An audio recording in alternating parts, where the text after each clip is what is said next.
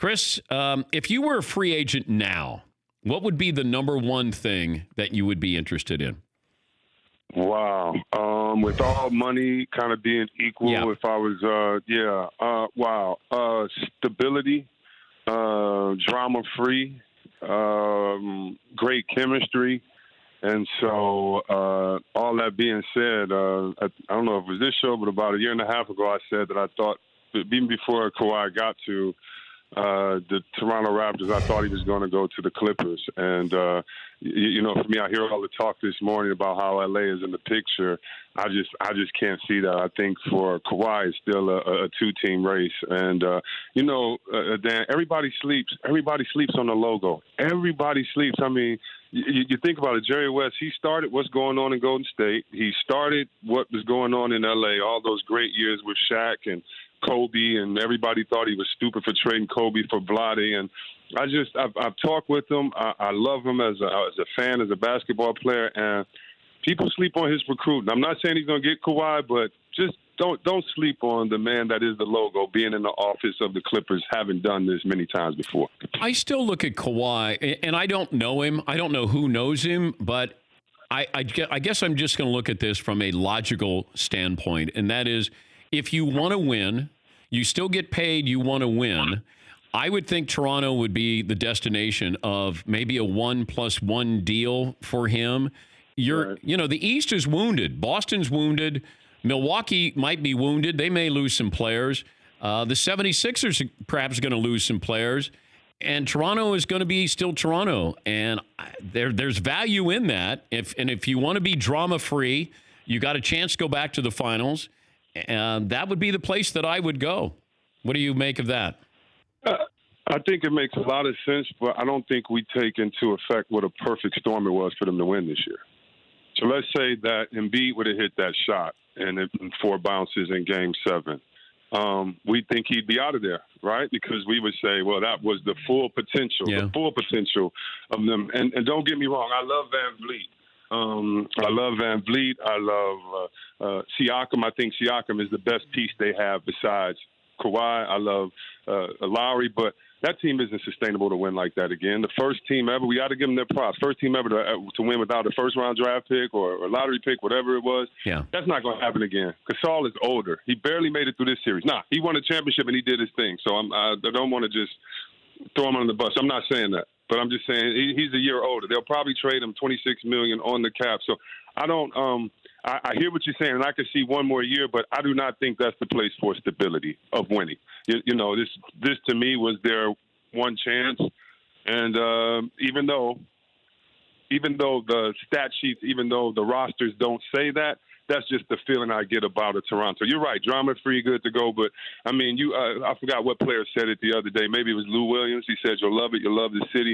But you look in 6 months, you don't want to be there. And that's, if we really want to get into the culture of basketball, you don't want to live there. I'm just going to tell you from friends being there, from being in Detroit, from driving up all the time 4 or 5 hours away, you don't want to be there. You just don't. It's the farthest travel. You have to go through customs every game. For them in Memphis, those are the worst traveling schedules you could have out of any team. Memphis should be in the East Coast. They travel the West Coast schedule. And Toronto, it just gets hectic, and the cold weather's bruising. So guys do take all that into account when the money's equal, the money's even. Did you play for a team that you didn't like because of where you were playing? Sacramento in the beginning, yes. And then those people and those fans and that community showed me that if you just take a second and breathe here, you'll realize we got San Francisco, Tahoe, Vegas all around. The people here are wonderful. You have a great organization. But I was kicking and screaming the whole way. And as you can see, though, I wanted to stay. They had to kick me out of there. So it definitely can turn around. I mean, I love that place forever. It's my second home. But I just, it's one narrative about how great Toronto is, and it is. We, the North, they're the best fans, man. It was awesome being up there during the finals. But it's not America. Let's just get it straight. There's no sports center. I can't find you that easily over there. It's harder to find your TV shows just going out while you're eating if you're a sports fan. And we're talking about convenience. We're not talking about, the end of the world, those type of things. So if we're just talking about convenience, it's one of the most inconvenient places to live if you're used to what we have here in the States, if you're used to our culture.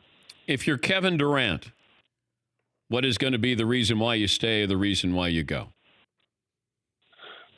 So this year we have the most free agents that we've had, and the most free agents that have had championship pedigree. So in other years it was KG trying to go get a championship, myself, this guy trying to run over here and get one. Well, this year we have, guys like Kyrie and Durant that have championships. Thompson. So with them, I think it can be about a narrative. Does Thompson feel underappreciated? I don't know. Does Durant want to show everyone now that y'all have talked about me because I left at 3-1, I went to go jump on the bandwagon of a team that I was beating, and I didn't stay another year and beat them with another all-star. So now maybe I'll go to New York and play by myself and show you guys that I can do it. I really wouldn't be, put it this way, I think everybody, I think a lot of people are ignoring the interview that Andre Iguodala did about Golden State while selling his book, which is a great book, Sixth Man by Andre Iguodala. But he said last year that they lied and said he had a bone bruise. He said last year he had teammates coming to him asking him why wasn't he playing, and he said he had a fracture. He's saying that for a reason. Let me just say this. Guys on the team are always closer than guys on the team with the organization. So if you ever want to know how the real team feels, look how they talk about a player or stay quiet. And so what I took from that conversation of Andre Iguodala was him saying basically, hey, I wouldn't be mad if KD left either because I've gone through it before. Or why would he reinforce that story? Yeah, why would he reinforce that narrative, And so I could see KD. I could see KD and Kawhi in the Clippers, or I could see KD in New York somewhere. We're talking to Chris Webber, NBA on TNT analyst. Who do you think, if you could say to LeBron, this guy is the right fit for you, who does LeBron want to bring in? That's a great question. I would say who's the best shooter available.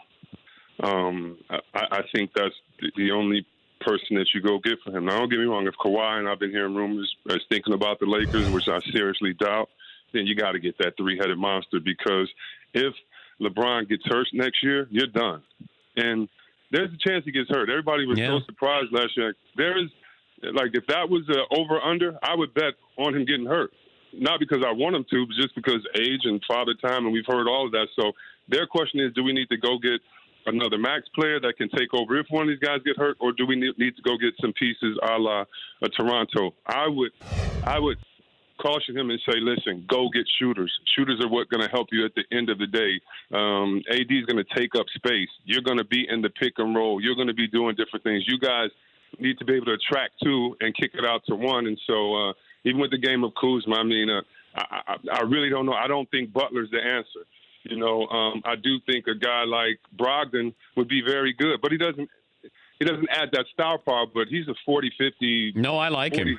I love his game, and he's so calm. I think that he would be great, Dan, in that circus of L.A. I agree. His demeanor, so I think they should go with, guys like that, Bogdanovich, not necessarily Kemba, but I think they should go with not the superstar guys, but those guys that really, more than glue guys, but guys that hold the team together and can take you on a consistent night, but more importantly, can be stable in that locker room when you lose 2 games in a row and the world says these are the worst trades ever. And so that's what I would caution them, shooting and guys with great demeanor in the locker room. I said something in the first hour that my guys thought was questionable and certainly headline making.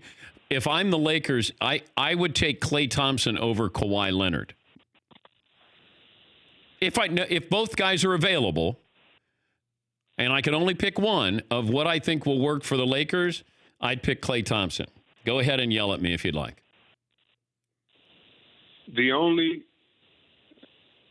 So Kawhi to me is a better player than Klay. Yeah. But that makes a lot of sense what you just said. Okay. Because will you be able to take over? So let's just say it's a tie game, it's down at the end, and LeBron has the ball in his hands. Well, we've seen Kawhi. Kawhi is not an off-the-ball player. He's an on-the-ball player now. Toppingham has him handling the ball, which led to them nursing them, continuing to let him handle the ball. So at the end, if you have 2 ball handlers, a la Kyrie and LeBron, it's tougher to get that guy a wide-open shot. Whereas if you have a pick and roll with LeBron and AD, and you have Klay Thompson out there who doesn't need dribbles, who automatically has ball movement for your team. So LeBron's older. He's not running up and down as fast as we've seen him, but he's being more cautious and taking his time. AD, we know what he's going to do. If you have a guy that moves in the offense, that screens, that comes off screens, that can shoot the way he does, I don't think you're crazy, Dan. The only thing I would worry about is his knee healthy. But Klay is one of the toughest guys in this league, and we sleep on him as a two-way defender.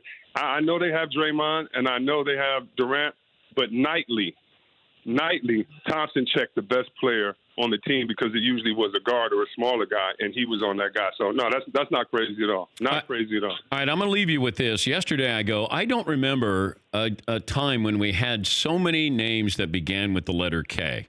And then I thought, if I put the team of Ks together in the history of the NBA, I think I could beat anybody. And then I started to look at this. So let me run down my team. I got Kevin Durant, I got Kareem, I got Karl Malone, Kobe Bryant, Kevin Garnett, and Kyrie Irving. That's my team.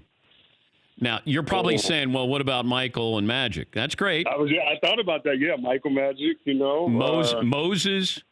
Yes. Manu Ginobili, Mel Daniels, Marcus Johnson. So, all right, tapers off a little bit there. Let me see. Yeah. Let me see who I have on your team. Chris Paul, Charles Barkley, Clyde Drexler, you, and Chris Bosh. Nah, keep on going. Okay. Let me see what else I have here. So I got, here's one. LeBron, Larry, LaMarcus Aldridge, Larry Nance, Lou Williams. No, it kind of tapers. No, but I do like LeBron, Lou, and Larry Bird. You got some scores right there. You know what? This is something that's going to be on my mind all day, and I'm going to have to tweet you and think about it because I'm going to come up with a team. I like what you did there, but I don't know, because you can still go last names too, right? So I can go Barkley Bosh or Barkley Bird, or does it have to be first? No, because it's about the Ks this year. It's all about the Ks. So, okay. Yeah. I can't think of anything. When you go Kawhi, Kareem, and Kobe, and Carl, and KG. Damn, I wish I could just pour some water on this theory real quick, but I can't. That might be the best. Here's James Harden, Julius Erving, Jerry West, John Stockton. All right, that's pretty good. That's a good one. Yeah, Jerry. Now your first name is Mace. Yeah, that's right. So I'd be with the M. Macy. Macy is my first name. So, I'd be with the M's. And then let me see what else. I got Tim Duncan, Tracy McGrady, Tim Hardaway, Terry Cummings, Tony Parker, Shaq, Steph Curry, Steve Nash, Sean Kemp, Spencer Haywood. Okay, but put Tony Kukoc on that T, too, because I think it's some Tom Chambers. Okay. I don't know if they can get there. Tom Chambers, Tony Kukoc. Here's one. Okay. Russell Westbrook, Rick Barry, Robert Parrish, Ray Allen, Reggie Miller, Rod Strickland. No, I really like that one. That's pretty good. That's good. You can move Russ to the 2, let Rod Strickland handle the ball. That way, I like that. That's not bad. That one a lot too. I still think the K's got it. K's got it. Hey, it's great to talk to you. Enjoy the offseason. We always appreciate your time, Chris, and thanks for joining us.